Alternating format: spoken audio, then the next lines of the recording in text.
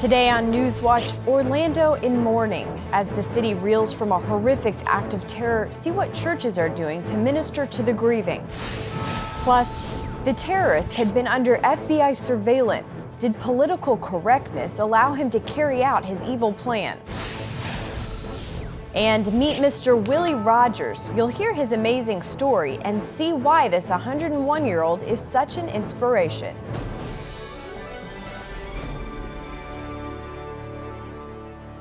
Thanks for joining us for CBN NewsWatch. I'm Caitlin Burke. Orlando is still reeling today from the worst terrorist shooting in U.S. history.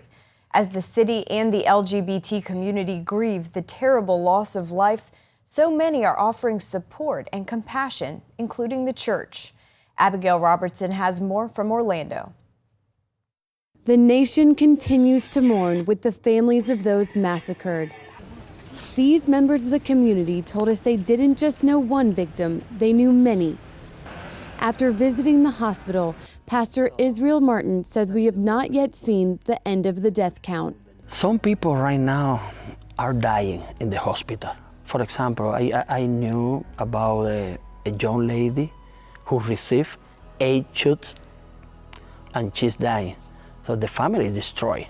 But hospital officials continue working overtime to save those in critical condition. Miraculously, the Orlando Regional Medical Center is located just blocks from Pulse nightclub, and it is the only level 1 trauma center in all of Central Florida, meaning this facility is significantly better equipped than the average hospital to handle a catastrophe of this level. And we heard many stories of how workers responded. She said she's never seen people pull together. They were amazing. All around Orlando, people are pulling together with Good Samaritans, handing out water and food, while donors wait for hours in line to give blood. When a tragedy like this happens, we all need to get out there and do what we can for the people that we can. This person, he meant to strike fear, but, love conquers fear. So I guess we win. It's a strong message against the terrorism that struck the city. Orlando's absolutely going to come out stronger. There's no amount of hate that's going to put us in fear. No amount. There's way more love and good in the world than there is hate. And we will make sure that we come back, that we embrace one another, that we heal, and that we move forward. Pastor Martin's church has volunteered to host funeral services free of charge. I still have in my mind the picture of the reaction of different faces when they receive the notification. Only God can give comfort to their hearts because they are broken.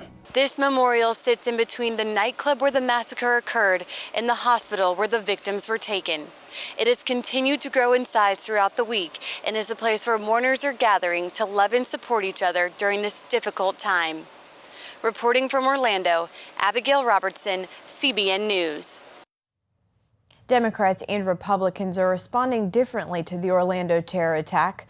Democrats want tougher gun control, and Republican Donald Trump wants to go further on his ban on Muslim immigration. Dale Hurd has the story. The FBI says 29-year-old Omar Mateen, an American-born Muslim, appears to be a homegrown extremist, and says there's no evidence the attack was directed from the Middle East.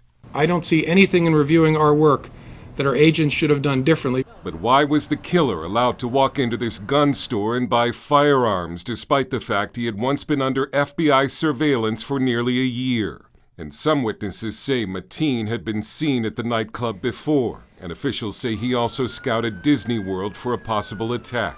While the investigation continues, the Orlando shooting has become a hot political issue. After President Obama refused to even utter the words Muslim or Islamic terrorism in his statement after the Orlando massacre, Republican presidential nominee Donald Trump expanded his proposed Muslim ban, saying the doors to the United States should be closed to anyone from nations with a track record of Islamic terrorism, regardless of their religion. I will suspend immigration from areas of the world where there is a proven history of terrorism against the United States, Europe, or our allies, until we fully understand how to end these threats. Trump accused President Obama of being willfully ignorant about the issue of Muslim terrorism and said of the president, quote, "Something is going on."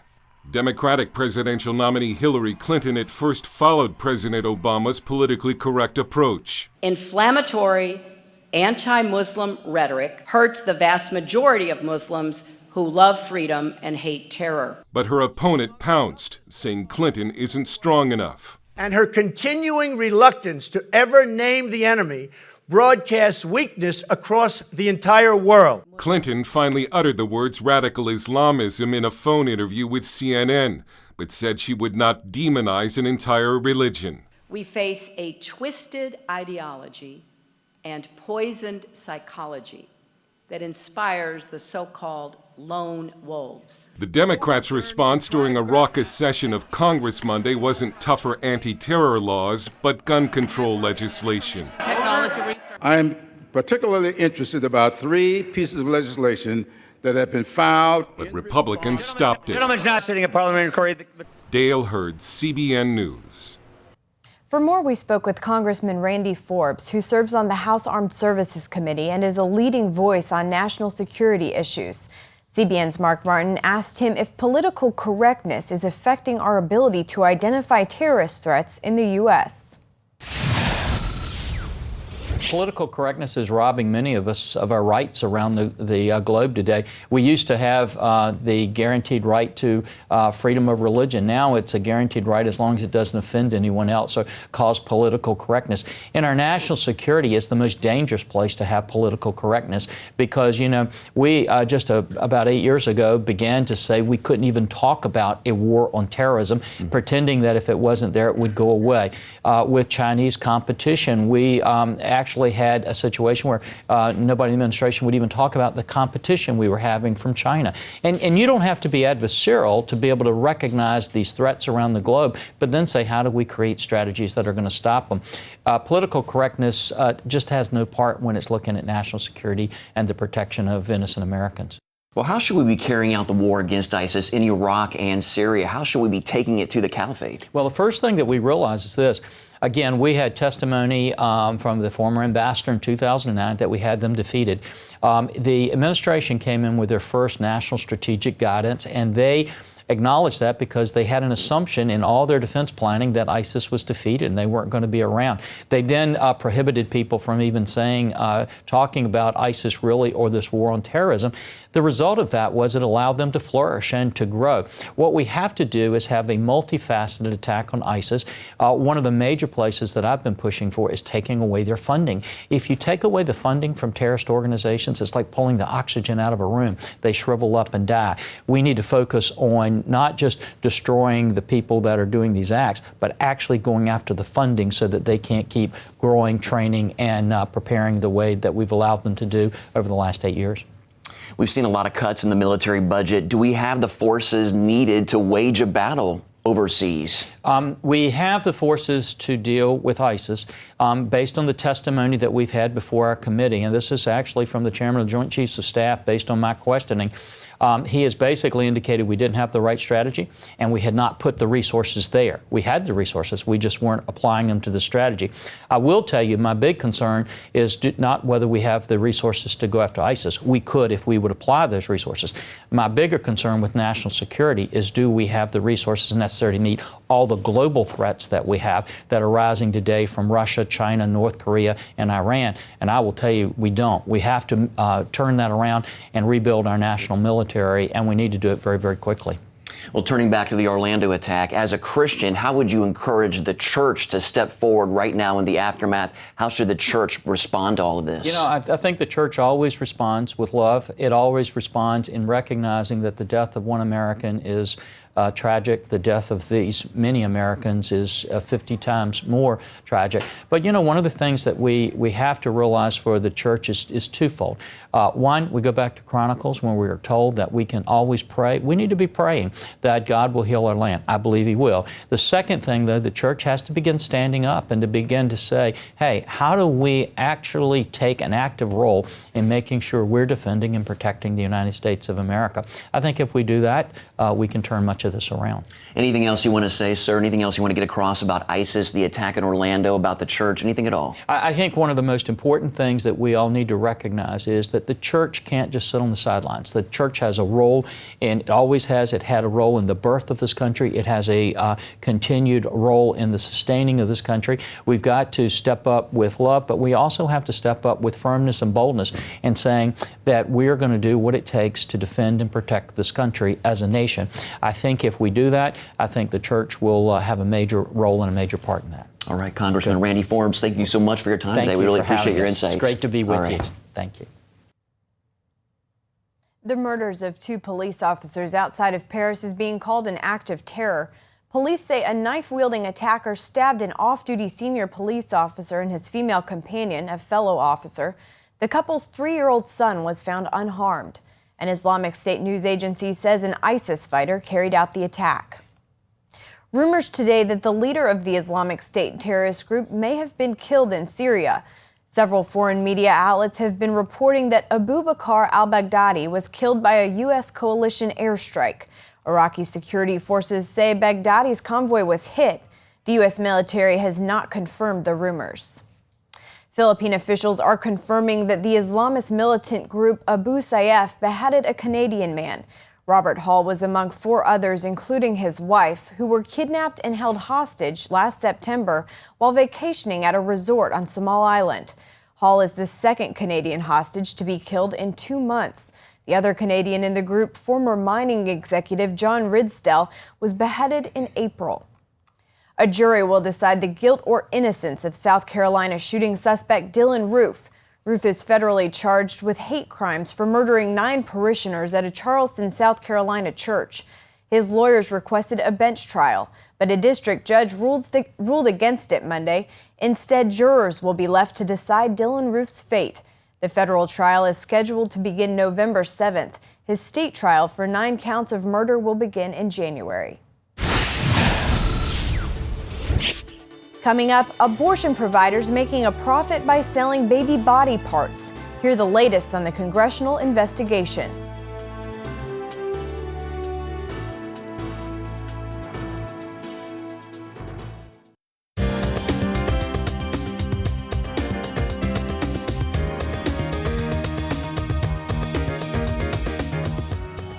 Congresswoman Marsha Blackburn says there's more evidence that companies have been profiting from the sale of aborted baby body parts.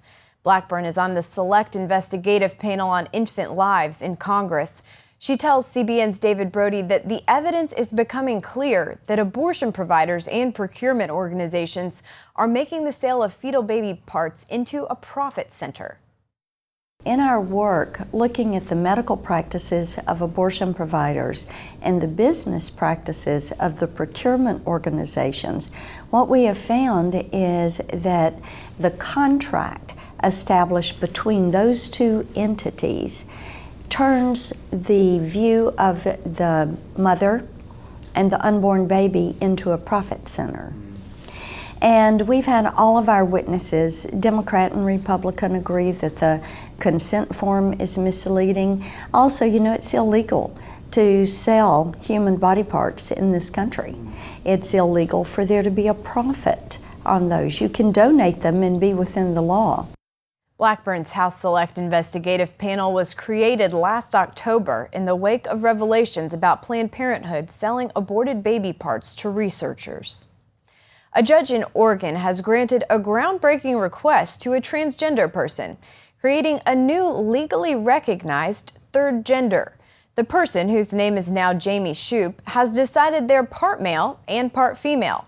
So the judge changed Shoup's legal gender to non-binary. The Oregonian reports Shoup was born male but feels like a woman, so using the term non-binary encompasses both aspects of Shoup's identity. Under Oregon law, a judge can legally change a person's gender without a doctor's note. Up next, meet a true American hero who happens to be 101 years old. Find out more about this super senior and his living legacy.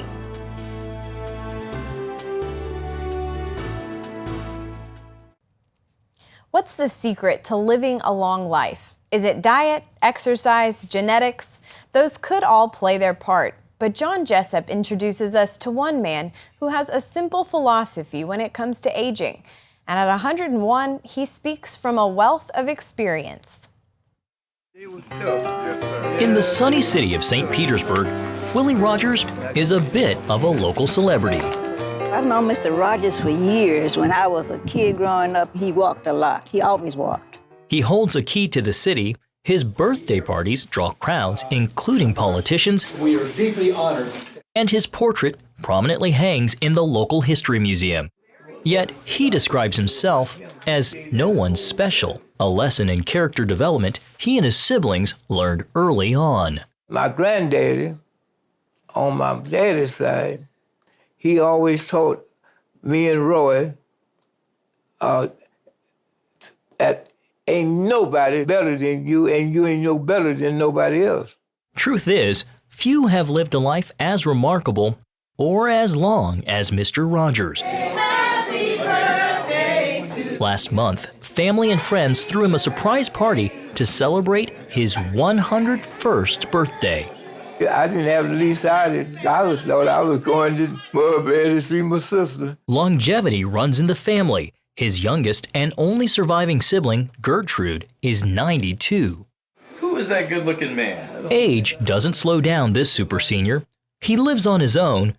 I would put my spirit, keeps his mind sharp with daily Bible readings, and still gets around pretty well. Just about every week, Mr. Rogers walks a block and a half from his apartment to attend Sunday worship services here at the historic Bethel AME Church. Now, Mr. Rogers has been a resident of St. Petersburg for more than 70 years, and the majority of that time he's been a member of this church. One of my great mentors, who's gone on to be with the Lord, she said, oh, that church, Mr. Rogers goes to that church. He's witnessed a lot of change in his time, born during the First World War, 6 years before women could vote, and when America's population was a third of what it is today. He's also helped to bring change by serving his country during World War II as part of the famous segregated military unit, the Tuskegee Airmen. First, I was in the Army for about 4 months. But he was soon transferred to the Air Force and deployed to fight. I never was a pilot. I had other assignments. On a mission in Italy, he was cornered by enemy fire and shot in the stomach by German soldiers. I said, we're going to get killed anyway. Said, I ain't going to die no coward. I said, I'm coming out of here. And survived. Although I was in the hospital at the 63rd General Hospital in London, England for about 3 months. Only recently did his family learn his unknown story. Hearing this stuff for the first time, in the beginning it was like, what, Daddy? Really? Because he never said a word. Through research, they confirmed his status as a documented original Tuskegee Airman, defined as a man or a woman, military or civilian, black or white, who served at Tuskegee Army Airfield or in any of the programs stemming from the Tuskegee experience. The Tuskegee Airmen helped win a war. And you helped change our nation for the better. In recent years, their heroics, sacrifices, and role in integrating the military ahead of the civil rights movement have been recognized with a Congressional Gold Medal and in film. Heavenly Father, we thank you for this glorious day. We ask that you send your angels down to surround us as we fly through the sky. I look at it as all those that have gone on before him who didn't have the opportunity to receive the recognition, he's standing in the gap. So what does Mr. Rogers think of the attention? I appreciate it, but I be trying to talk to my Heavenly Father and try to live a Christian life. At 101, he's still teaching life lessons. So generous.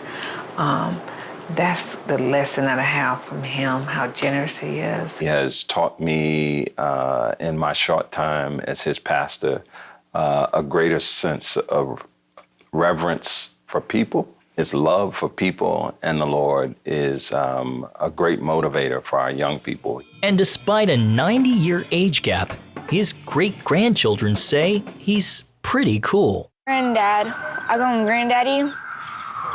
I think he's a very fun man. I am very proud of my grandfather for what he's done for the United States of America and the Army. So what's the secret to longevity?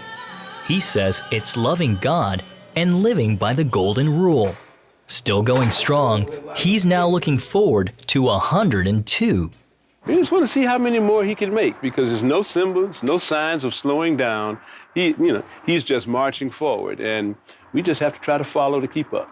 While Willie Rogers may not be a household name or mentioned in the history books, one thing's for sure. I'm just trying to live for my Heavenly Father. His legacy of service, humility, and faith is undeniable. John Jessup, CBN News, St. Petersburg, Florida.